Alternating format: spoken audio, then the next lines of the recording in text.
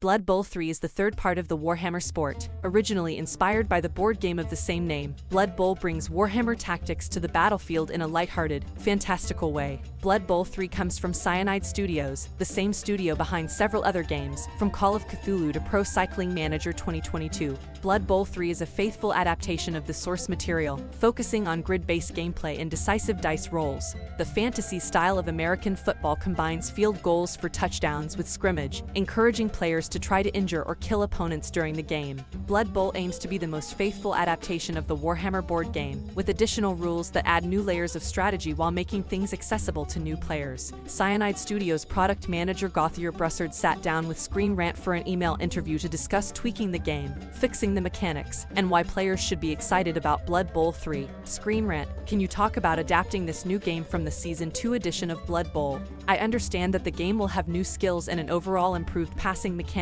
based on this new rule set. Can you elaborate on these additions? Gautier Brésard, it was a unique situation for us compared to previous titles. When we started Blood Bowl 3 Seconds production in 2018, BB's second season did not exist, we had no idea about the upcoming rule changes, and a lot of miniatures weren't released either. We included new pitch rules and worked on special play cards before new features like redraft or star player special rules were added in the core rulebook. There are a lot of big changes in this new edition. Here are the most impactful ones. The old agility stat is now split in two. The new agility is still used to test for dodges, catch, pickup, and jumping rolls, but the action of passing now uses the new passing ability stat. This change has a major impact on all teams. Previously, all players in agile teams were able to pass the ball with high success, while now, all teams have access to a dedicated thrower. A human thrower is now as efficient as a Union Elf thrower, for example, while some runners like the Skaven Gutter Runner are now quite bad at passing. The ability to pass is now more rebalanced across all teams. You can now use several team re-rolls per turn. This allows for more spectacular and risky plays, but wasting all your re-rolls early is a recipe for failure. All players can now jump over prone players. No more can you block a critical path by simply lying on the floor. The leveling up system has been completely changed, offering much more control over what you can add to your players, and for which cost. Secondary skills and stats upgrade will simply cost more star player points instead of being locked behind specific dice rolls.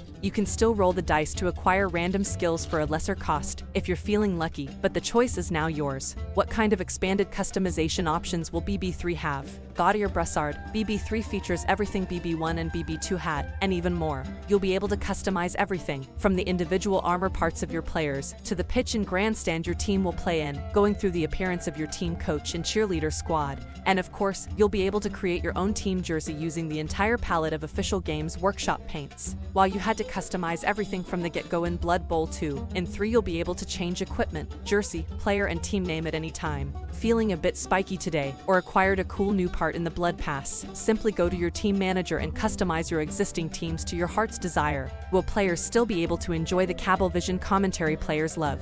Will there be any new commentator additions? Gautier Brésard, yes. Saul Jephcott and David Gasman are back as the iconic Jim and Bob duo with new snarky comments. Guest star will also join them during the single-player campaign to taunt your actions. What kind of experience will the solo campaign be? How will it differ from Blood Bowl 2? Gautier Brésard, Blood Bowl 2 had a linear campaign where you played as and followed the rise of the human team of the Reichlend Reavers. It also served as a quite long tutorial to teach you the basics of Blood Bowl, introducing key components like turnover after hours of gameplay. Blood Bowl 3 will feature a much more condensed tutorial experience, giving you all the necessary tools to jump into the brand new, modular campaign, the Clash of Sponsors. In this new tournament, you'll be able to jump in and out with any of the available factions, fighting celebrities of the Blood Bowl universe and winning their sponsors and their perks to your cause. With 7 sponsors and 12 factions at launch to choose from, the campaign offers a lot of replayability. You'll also be able to use the same teams in single and multiplayer modes. What new features are you most excited about? Which do you think will have the biggest impact on the game?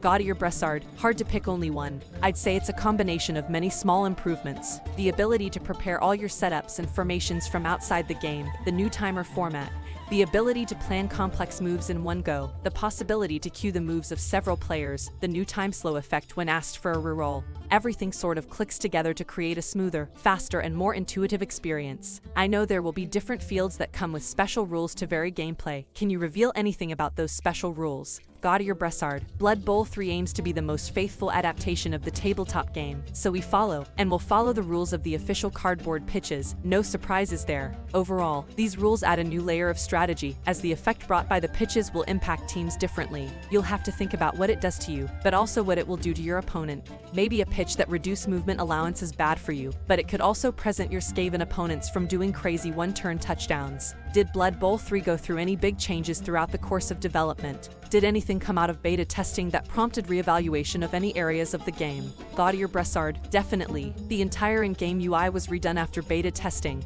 Both the HUD and action wheel. We've added tons of options to customize your experience to your liking. We were so focused on making a game more friendly to new players that we fell behind with regards to meeting the BB2 community's expectations. It was worth the delay. I'm happy to say that Blood Bowl 3 is now a much better game for everyone, and that's thanks to a very involved and demanding community. At heart, Blood Bowl is a community-driven game, and their feedback will continue to drive the game's support and additions way after launch. Is there anything else you want players to know about Blood Bowl 3? Gautier Brésard, after years of delays, I know you're all impatient to play Blood Bowl 3, and so are we. The wait is finally over, and the launch is just the start of the adventure. I can't wait to share our plans for the future. Let's embark together in this new chapter of Blood Bowl history. Thanks for watching. Don't forget to like and subscribe, and support my channel.